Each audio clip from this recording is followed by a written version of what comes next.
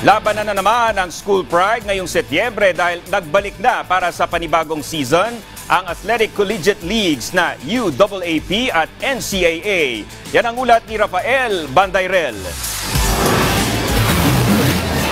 Nagbalik aksyon na ang dalawang pinakamalaking Athletic Collegiate League sa Pilipinas nitong Sabado. Umarangkada para sa Season 87 ang UAAP sa Araneta Coliseum sa engranding opening ng liga. Nagtapat ang University of the Philippines Fighting Maroons at Ateneo de Manila Blue Eagles sa matchup na binansagang The Battle of Katipunan.